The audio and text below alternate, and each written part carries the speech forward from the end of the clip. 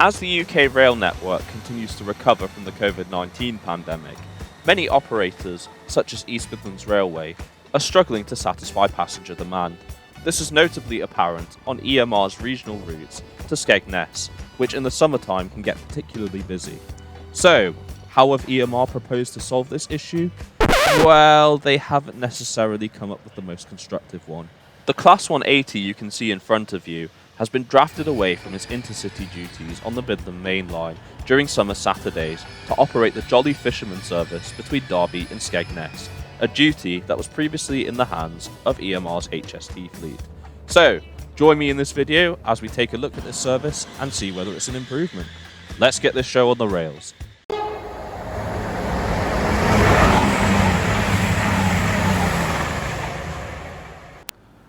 We start our journey today from Derby Railway Station. Located on the Midland Main Line, the station acts as a major hub not just for cross-country services, but also for East Midlands Railway services, who also provide management of the station. The station opened and provided its first ever rail service on the 30th of May 1989, something which is highlighted on one of EMR's flagship Meridian units, to celebrate 175 years of Derby's railway back in 2014. It's looking incredibly busy this morning, despite the fact that it's now actually 7 AM on a Saturday, but nevertheless, we can still look around the station as well as its features. There are plenty of shops to prepare you for your onward journey, such as WH Smith and Costa Coffee. The Greggs that you can see to the right is a very recent addition. We can also see various posters of EMR's mascot, Miles, which also features a statue in front of the station, as has been the case with many of EMR's major stations, such as Sheffield and Nottingham.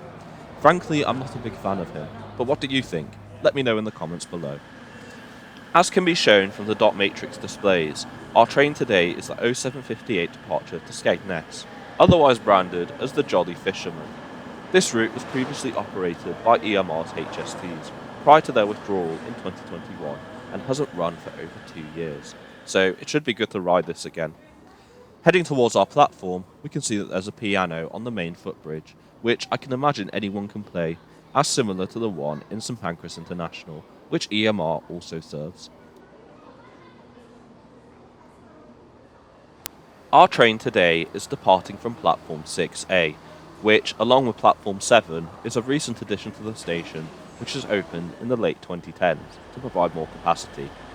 Our train can be seen approaching platform 7, having just arrived from Derby Etches Park to begin its day of service on the Skegness line. This particular train is a Class 180 Adelante unit, built by Alstom at their Washwood Heath plant between 1999 and 2001. The units have a rather checkered past, as owing to technical difficulties, they have been shuffled around various operators. A total of 14 units were built, 10 of which operate Grand Central open access services on the East Coast Main Line. The remaining 4 operate EMR's intercity services along the Midland Main Line. It should be interesting to see how the 180 copes with passenger demand. Our train today is 5 carriages in length, and the previous HST sets were 8 carriages, and as can be seen below, it looks like it's going to be very busy. And here comes our train now.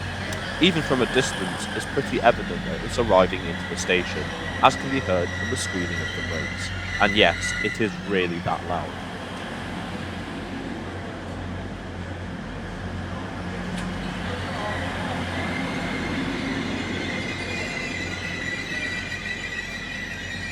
Okay, that's enough soothing for the ears. It's now time to board our service before it gets too busy. I'll be in first class accommodation today, which, for this journey, is declassified for passenger use, so it should be a rather comfortable journey down to Skegness today. But before we head off, let's look at our route for today. The route between Derby and Skegness crosses 3 major counties in the East Midlands: Derbyshire, Nottinghamshire and Lincolnshire. We start from Derby Station and cross the length of the Midland Main Line as far as Nottingham, after which we then travel along the Nottingham to Skegness line up and as far as Sleaford. Following this, we then move on to Boston and finally on to Skegness, with an expected arrival time into Skegness of 10:28. Although this is mainly due to the fact that we have such long dwell times at each station, averaging around 10 minutes. Right, as EMR say, let's roll.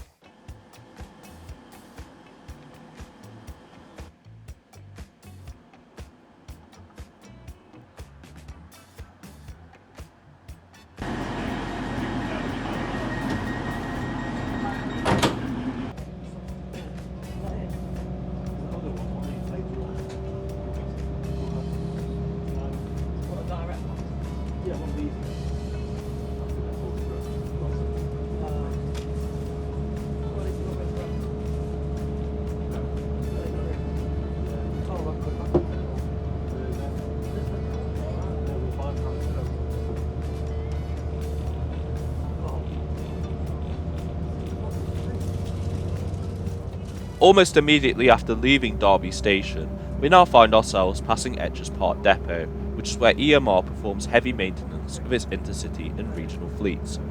The Class 180 to the left will be working the second diagram of the day between Derby and Skegness, of which there are 2 return services per Saturday. The depot is managed by Alstom, formerly Bombardier Transportation, although upon introduction of the Class 810 Aurora fleet in 2023, the depot will be taken over by Hitachi. As we run express to Nottingham, we skip many of the low relief stations on the route, such as Long Eaton. That being said, the station is rather well served by EMR intercity, regional, and cross-country regional services. To the right, as we head towards Nottingham, we can see the Ratcliffe Power Station, which is located just outside of East Midlands Parkway, an interchange located on the Midland Main Line for East Midlands Airport. Whilst the line speed on this part of the Midland Main Line is 80 miles an hour, for some reason or another, we're currently going at 40. Will we be going somewhere? I guess we'll be finding out now.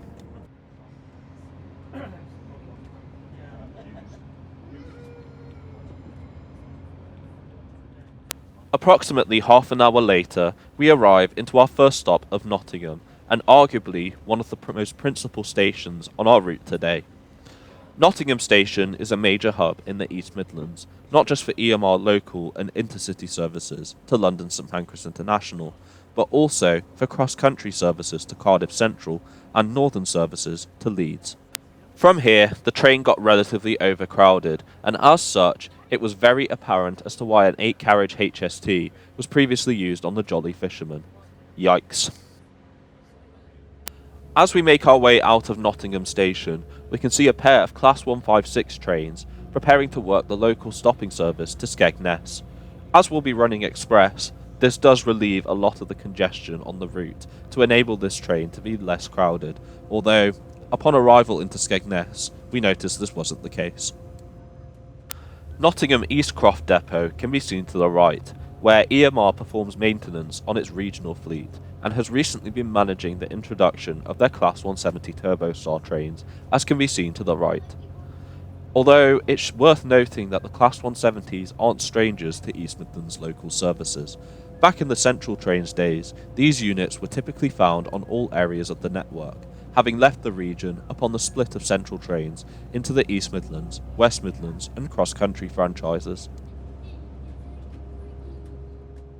Now that we're on the line between Nottingham and Skegness, we can now thoroughly enjoy the views that the East Midlands has to offer.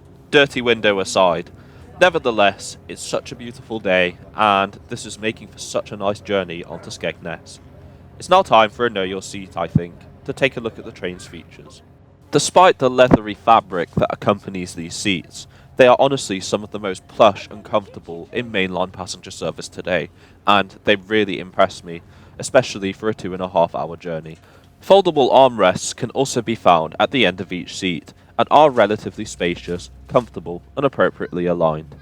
And speaking of which, we can also see that the legroom on the train is relatively adequate. The space comes despite the fact I was travelling with someone else, although this is to be expected from a first-class offering. Many frequent travellers with Hull trains may recognise their old logo above the power and USB sockets, which are fitted throughout the train, although their functionality varies depending on the carriage. EMR have also fitted seat numbers above each seat, which is presumably for seat reservations. Just next to this is a reading light, although it is worth noting that you do have to stand up to operate this, which can make it rather uncomfortable to use. Sadly, there are no window blinds on this train, instead curtains are operated.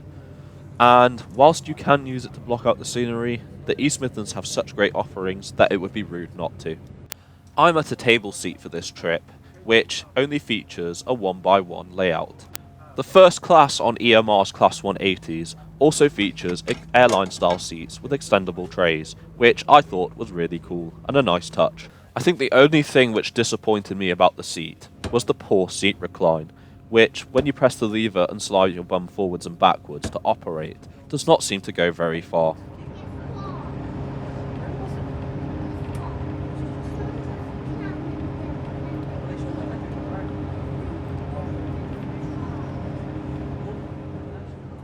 Our next stop on our service is Sleaford, a market town and civil parish located in Lincolnshire. Specifically, the North Kesteven district, of which it is the largest settlement. As the loadings weren't too particularly busy here, and considering we had a 10-minute layover, I used this opportunity to exit the train, snap a few photos, as well as stretch my legs. It's also a very lovely day for it, don't you agree? And bang on time, 10 minutes later, we leave Sleaford. As we pass Sleaford East signal box and leave the town, I feel like now is a good opportunity to have more of a look around the train. As I was leaving first class, I noticed a small kitchenette, presumably for operation by the staff providing services here. It's also very evident of first haul trains, notably the dynamic lines. Whilst first class is in a 2+1 seating configuration, standard class, which comprises of the remaining 4 carriages of the train, is 2+2, mainly featuring airline style seats as well as tables. Many eagle eye viewers may have noticed that the passenger information system is actually not working correctly. In fact, something that's pretty worrying is the only time I've seen it in operation is on their first day of service with EMR over 2 years ago. A buffet counter can be found in the third carriage of the train, although it's worth noting that this isn't actually in regular use under EMR. Instead, a trolley service with drinks and light refreshments is provided on their services, and was even in operation on the Jolly Fisherman today. My word of advice, however, is to avoid using this, as it can be relatively expensive. You're best off just buying from the shop. As for the luggage space, there are overhead luggage racks located above every seat for the storage of coats and small bags.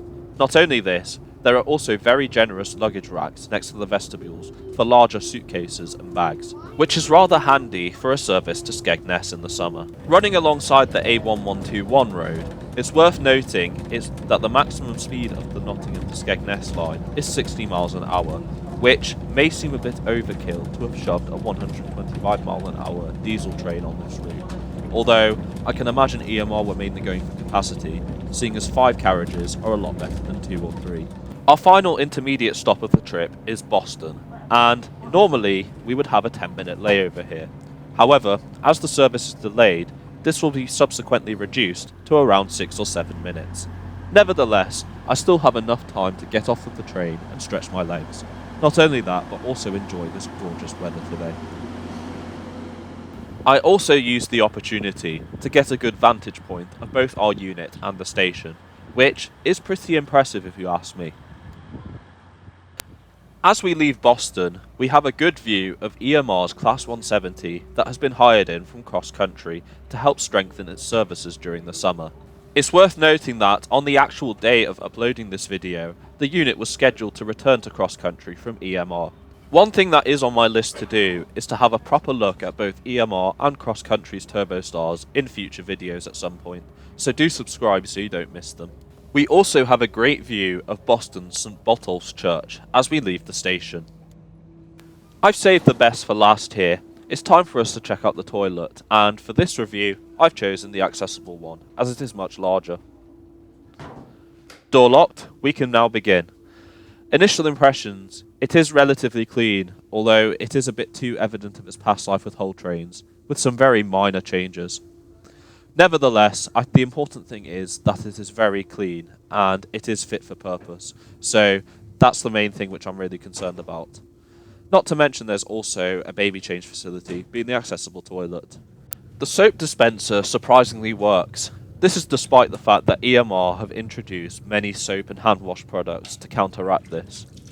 The tap also flows relatively nicely and does do so with appropriate force. The hand dryer does also seem to work, and overall I would say I'm pretty satisfied with this toilet, so it gets a thumbs up from me. Right, it's now time for me to head back to my seat and complete the journey to Skegness. It's now time for a conclusion. Overall, I have to admit that I really did enjoy my ride on the Jolly Fisherman today, although this was aided by the fact that I boarded the train at Derby, and as such I managed to secure a seat before it got relatively busy from Nottingham onwards. Whilst the ride quality of these units is absolutely fantastic and they do provide great levels of passenger comfort, they are let down by the fact that they are only 5 carriages in length, and judging from the amount of people standing in the aisles and the gangways, it's fairly evident why an 8-carriage HST set was previously used on the summer Saturday Skegness services. Well, that's it from me, and welcome to Skegness.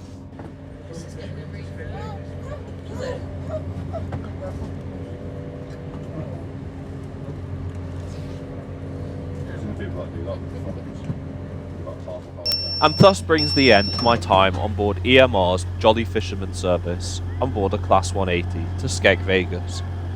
And as can be seen from the passengers alighting from this train, it was incredibly overcrowded, emphasising the point I made earlier. Anyways, I really do hope you've enjoyed the video today, and thanks so much for coming along with me on this ride. If you did enjoy this video, please do give it a like as well as share it, as that really does help the channel to grow. If you're new to the channel and want to see more content such as this, why not consider subscribing as well as enabling notifications, as I'm now uploading new videos every Friday at 5 PM. Well, I believe it's now time for me to hit the beach and enjoy my day out to Skeg Vegas, especially as the passenger loadings over there seem pretty busy. So, until the next video, take care, stay safe, and I will see you next Friday at 5 PM. Goodbye.